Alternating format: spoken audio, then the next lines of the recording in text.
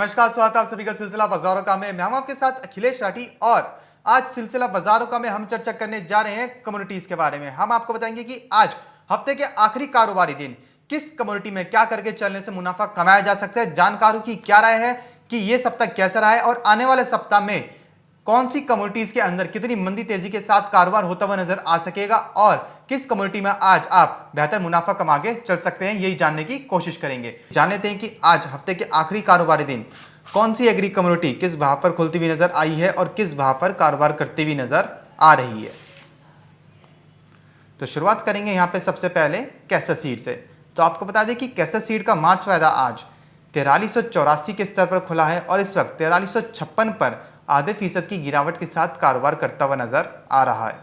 यहीं से बात करें अगर चने की, तो चने का मार्च वायदा 4735 के स्तर पर खुला है और इस वक्त 4740 के स्तर पर ही कारोबार कर रहा है।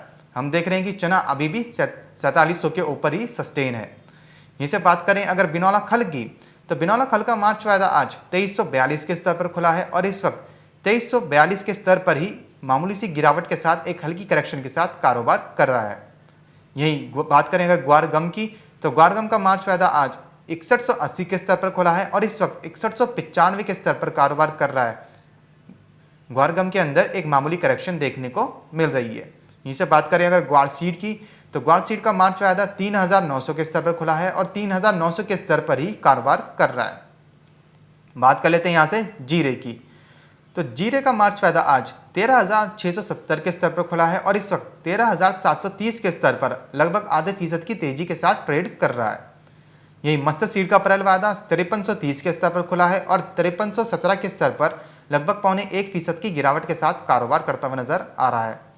यही रिफाइंड सोया तेल का मार्च वायदा 1137 के स्तर पर खुला है और इस वक्त 1137 पर ही कारोबार कर रहा है।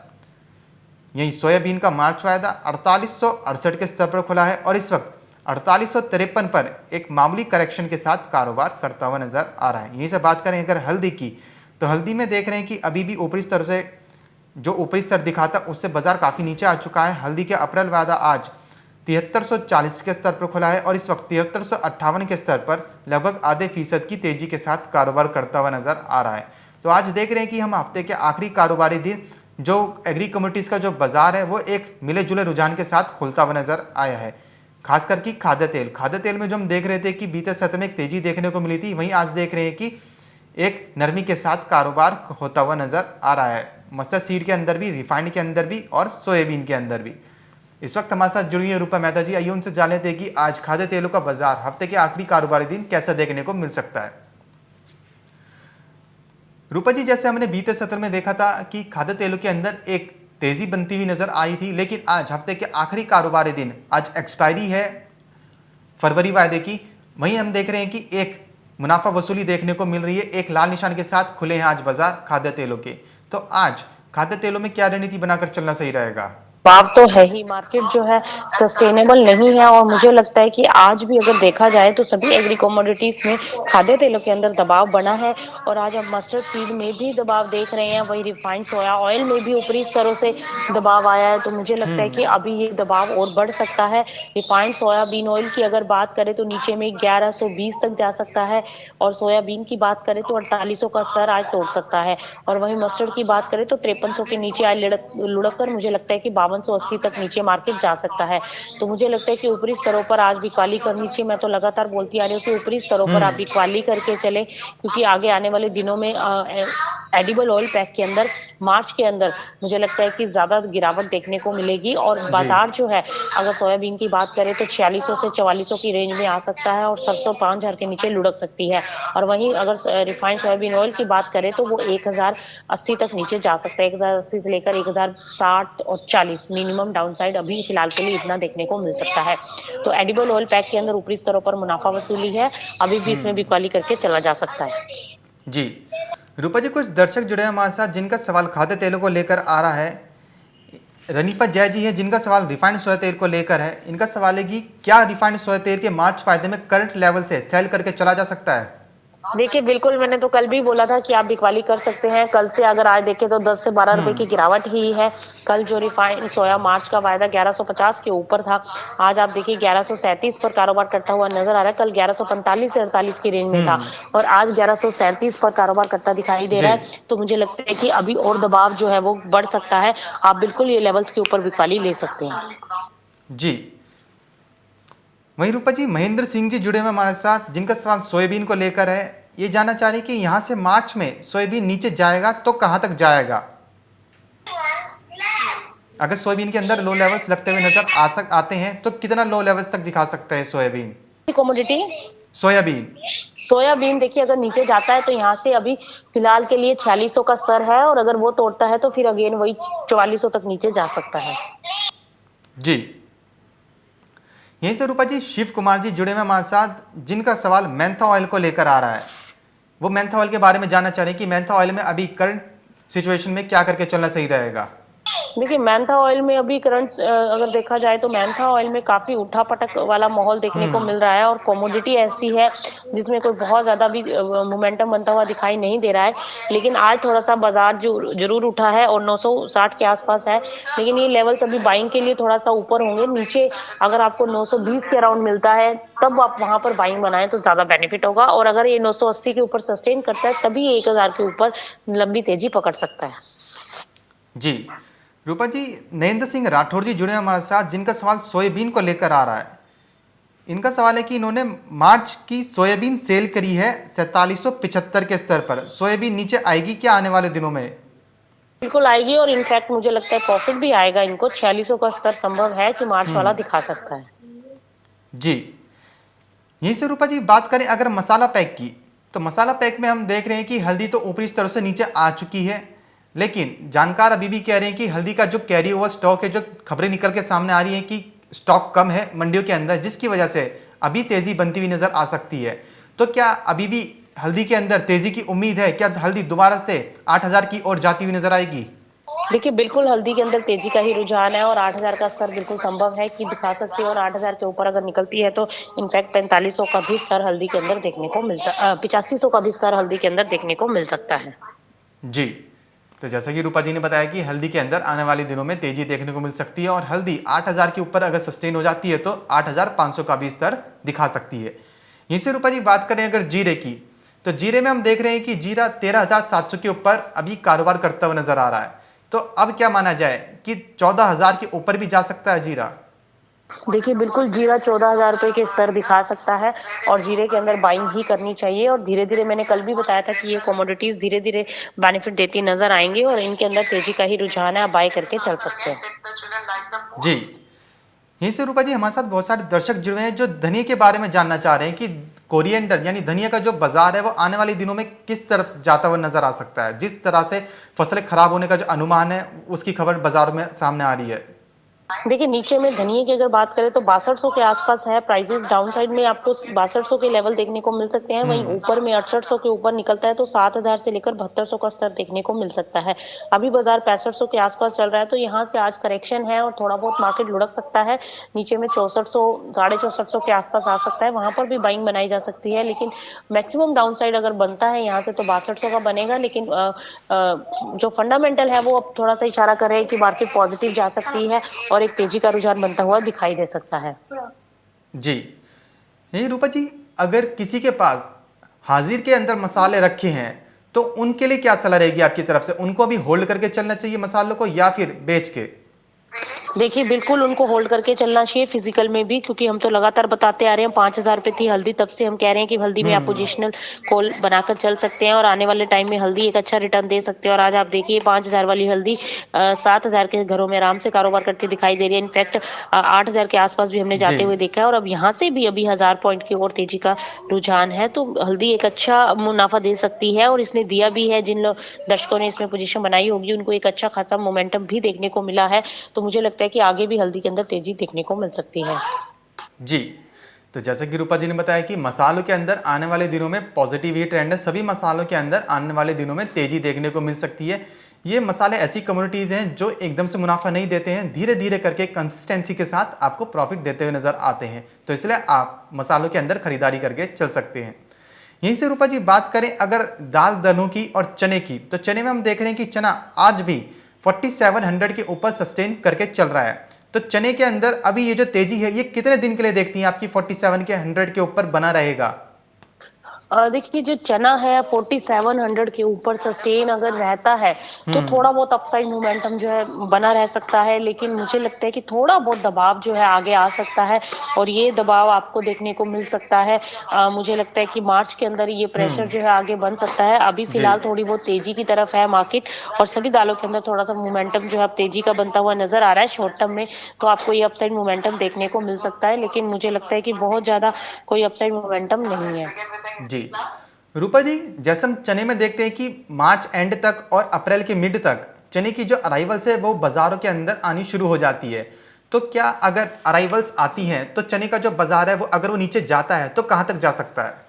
देखिए अगर नीचे गिरता है यहाँ से चना तो एक बार 4500 का स्तर है शॉर्ट टर्म में, और उससे भी नीचे अगर लुढ़का तो फिर आपको 4500 के बाद नीचे में 4200 तक भी जा सकता है। ओवरऑल चने के अंदर ट्रेंड जो है वो मंदा ही है। और देखिए मार्च में गिरावट का आसार है, मार्च के बाद वापस से अप्रैल में तेजी बनती हुई दिखाई देगी। अगर प्रोडक्शन कम रहा तो आगे फिर बाजार उठते हुए दिखाई दे सकते हैं।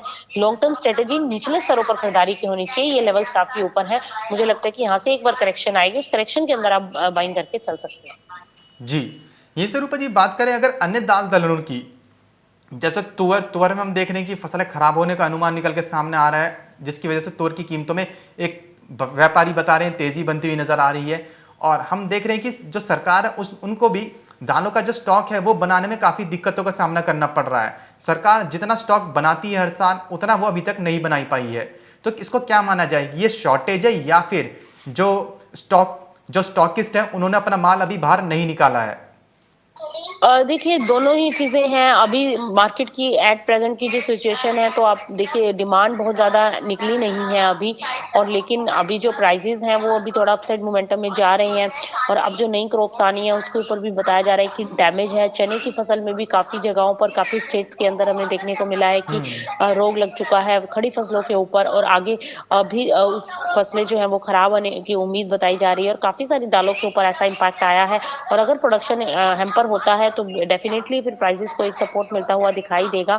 और क्योंकि यहाँ पर मांग भी अच्छी खासी निकलती है, लेकिन अभी तो लॉकडाउन की वजह से बहुत ज्यादा प्राइसेस जो है ऊपर नहीं जा पाए थे, लेकिन आगे फिर से तेजी का रुझान बन सकता है।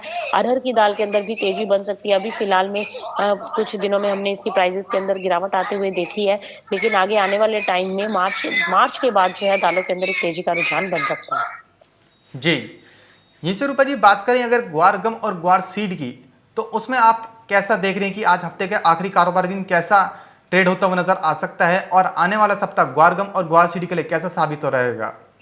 देखिए ग्वारगम ग्वार सीड गिरावट वाली कमोडिटीज हैं, बहुत ज्यादा तेजी नहीं है। लंबे अरसे से हम देख रहे हैं कि एक सीमित दायरे में कारोबार करती हुई दिखाई दे रही है और आगे भी मुझे लगता है कि ये सीमित दायरे में ही रह सकती हैं ग्वारगम और ग्वार सीड दोनों ही। और ग्वारगम जो है ऊपर में 6500 है, नीचे में 5800 का स्तर दिखा सकती है गिरावट में, और सीड जो है 4000 और नीचे में 3800 इस रेंज के बीच में कारोबार करती हुई दिखाई दे सकती है। और आज बाजारों में गिरावट है और मेरे हिसाब से ग्वार के अंदर बाइंग पोजिशनें नहीं बनाना चाहिए। जी, तो यानी कि ग्वारगम और ग्वार सीड के अंदर कोई ज़्यादा खास मंदी तेजी देखने को नहीं मिलेगी, एक सीमित दायरे में ही कारोबार करता हुआ नजर आएगा।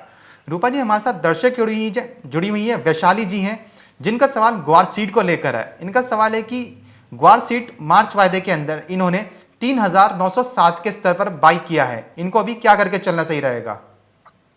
देखिए मेरे हिसाब से इसमें बाइंग नहीं लेनी चाहिए। अगर आपने मार्च वायदा बाय किया है, आज आपको आपका भाव अगर मिल जाए तो आप निकाल दें, क्योंकि अभी 3900 के आसपास चल रहा है और 7 रुपए और ऊपर आता है। मेरे हिसाब से इसमें बाइंग नहीं लेनी चाहिए। जी, यहीं से रूपा जी बात करें अगर कपास और कपास खली की, तो हम देख रहे हैं कि यूएसडी की जो रिपोर्ट्स निकल के सामने आई है कि जो वर्ल्ड के जो वैश्विक स्तर पर जो कॉटन का जो स्टॉक है वो कम हो सकता है, ऐसी खबरें भी निकल के सामने आई है। और निर्यात मांग भी लगातार बनी हुई रही है, क्योंकि भारतीय कॉटन जो है वो बाकी देशों की कॉटन के मुकाबले भारत सस्ते में भी बेच रहा है, काफ़ी अच्छे डिस्काउंट्स ऑफर कर रहा है। तो अब यहाँ से कॉटन का जो बाजार है वो कितनी मंदी तेजी के साथ आप आगे जाते हुए देखती हैं कि कॉटन का बाजार अब ये स्तर भी दिखा पाएगा? देखिए कॉटन में तेजी का ही रुझान है और चाहे वो कॉटन बिनोला खल हो या फिर कॉटन हम्म। कपास नरमा, सब में तेजी की ही अभी तो जो है वो स्थिति बनती हुई दिखाई दे रही है। जिस तरीके से डिमांड बढ़ी है और एक्सपोर्ट डिमांड्स निकल रहे हैं, उसके इस बाद जो है उम्मीद यही है कि कॉटन के अंदर तेजी का रुझान बना रह सकता है। तो मेरे हिसाब से कॉटन के अंदर एक अपसाइड मोमेंटम बना रह सकता है। तो कॉटन के अंदर आप खरीदारी करके चल सकते हैं और जिनके पास माल रखा हुआ है वो भी होल्ड करके चल सकते हैं। जी, तो जितने भी दर्शक जुड़े हुए हैं हमारे साथ, जिनका सवाल कपास को लेकर आ रहा है, नरमे को लेकर आ रहा है, उनको यही सलाह रहेगी रूपा जी की तरफ से कि आने वाले दिनों में कॉटन के अंदर अभी और तेजी देखने को मिल सकती है, इसलिए आप अपना माल होल्ड करके चल सकते हैं। कपास रूपा जी के अनुसार 6500 से लेकर 7000 तक के भी स्तर दिखा सकता है। यही रूपा जी बात करें अगर बिनौला खल की, तो बिनौला खल को हम देख रहे हैं कि 2300 के ऊपर अभी भी बना हुआ है, 2300 के ऊपर सस्टेन है। तो क्या माना जाए कि 2400 का स्तर आने वाले कारोबारी सप्ताह में देख पाएंगे? देखिए बिल्कुल 2400 का स्तर आने वाले दिनों में देखने को मिल सकता है और इसके अंदर बाय कर सकते हैं। 2300 के नीचे जो भी भाव मिले आप बाय करके चल सकते हैं। 19 डॉट। जी, यहीं से रूपा जी अगर बात करें हाल ही में लॉन्च हुए सोयाबीन हाई प्रो वायदे की, तो इसमें देख रहे हैं कि पहले कारोबारी दिन तो 43,000 के स्तर पर खुला था, लेकिन वहां से अब लुढ़कता हुआ नजर आ रहा है, आधी फीसद की गिरावट के साथ कारोबार करता हुआ नजर आ रहा है हाई प्रो सोयाबीन वायदा। तो यहां से अब इसमें क्या माना जाए कि क्या अभी किसी को यहाँ पे पोजीशन बना के चलनी चाहिए, इसमें निवेश करके चलना चाहिए या नहीं? अभी रुकना चाहिए, अभी तो ये वायदा लॉन्च हुआ है, अभी इसको थोड़ा सा ट्रेड होने दें, उसके बाद पता चलेगा इसमें क्या हैपनिंग्स हो रही हैं और क्या मूवमेंट है, कितना वॉल्यूम्स है, ओपन इंटरेस्ट क्या निकल रहा है। अभी थोड़ा सा वेट करना चाहिए। इस कमोडिटी के अंदर अभी फिलहाल कोई पोजीशन नहीं बनानी चाहिए। जी, रूपा जी जानना चाहेंगे आपसे कि आज जैसे हफ्ते का आखिरी कारोबारी दिन है, तो वो कौन सी एग्री कमोडिटीज रहेंगी जिसमें निवेश करके चल सकते हैं और निवेशकों को वो कमोडिटीज आने वाले कारोबारी सप्ताह में भी मुनाफे का सौदा साबित हो सकती हैं? देखिए हल्दी में आप बाय करिए, हल्दी मुझे लगता है कि आपको एक तेजी का रुझान दिखा सकती है। बिनोला खल में आप 2280 के आसपास बाय कर सकते हैं और वहीं आप एडिबल ऑयल पैक में बिकवाली करके चल सकते हैं। लंबा मुनाफा लेना है तो आप एडिबल ऑयल पैक के अंदर बिकवाली करके चलें, आने वाले दिनों में एक अच्छा मुनाफा देखने को मिल सकता है। जी, बहुत बहुत शुक्रिया रूपा जी हमारे साथ जुड़ने के लिए, जानकारी साझा करने के लिए। तो जैसे कि रूपा जी ने बताया कि आज वो एग्री कमोडिटी जिनमें आज आप मुनाफा कमा सकते हैं वो रहेंगी। सबसे पहले बिनौला खल। बिनौला खल में आपको निचले स्तर पर खरीदारी करने की करके चल सकते हैं, निचले स्तर पर खरीदारी की सलाह रूपा जी की तरफ से। वहीं दूसरी एग्री कमोडिटी रहेगी, वो रहेगा एडिबल ऑयल पैक यानी कि खाद्य तेल। खाद्य तेलों में अगर आपको लंबा मुनाफा कमाना है तो आप ऊपरी स्तर पर बिकवाली करके चल सकते हैं। वहीं तीसरी कमोडिटी जो रहेगी वो है हल्दी। हल्दी के अंदर आप आज निचले स्तर पर खरीदारी करके चल सकते हैं। हल्दी आने वाले समय में दोबारा से 8,000 के स्तर को भी छूती हुई नजर आ सकती है। तो फिलहाल अभी सिलसिला बाजारों का में बस इतना ही, लेकिन आप कहीं मत जाइएगा क्योंकि खबरों का सिलसिला लगातार यूं ही बना हुआ है मार्केट टाइम्स टीवी पर। मार्केट टाइम्स टीवी पर चल रहा है बूझो तो जाने क्विज कॉन्टेस्ट। अब आपके पास मौका है हर रोज इनाम जीतने का। जी हाँ, मिक्सी, ग्राइंडर, मोबाइल फोन और ना जाने क्या क्या। अगर आप मार्केट टाइम्स टीवी के सब्सक्राइबर हैं तो हर रोज आप जीत सकते हैं मार्केट टाइम्स टीवी पर आकर्षक इनाम। और अगर आपने मार्केट टाइम्स टीवी को सब्सक्राइब नहीं किया है तो तुरंत सब्सक्राइब करें। मार्केट टाइम्स टीवी पर चल रहा बूझो तो जाने क्विज कॉन्टेस्ट, जिसमें हम हर प्रोग्राम के अंत में पूछते हैं आपसे अर्थव्यवस्था, कमोडिटी बाजार, मंडियों का हाल, शेयर बाजार पर सवाल। सही जवाब देने वालों में से विजेता को लकी ड्रॉ के द्वारा चुना जाता है और उस विजेता को मिलता है मार्केट टाइम्स टीवी की तरफ से पुरस्कार।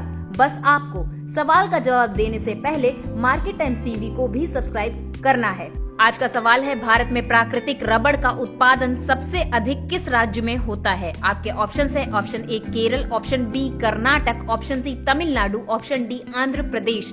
जवाब के लिए टाइप करें रबड़ ए, रबड़ बी, रबड़ सी, रबड़ डी। आपको मार्केट टाइम्स टीवी चैनल को सब्सक्राइब करना है और जवाब व्हाट्सएप करना है। आप जवाब व्हाट्सएप कर दें 9953882229 पर। आप में से लकी विजेता जीत सकता है वेल नोज ट्रिमर।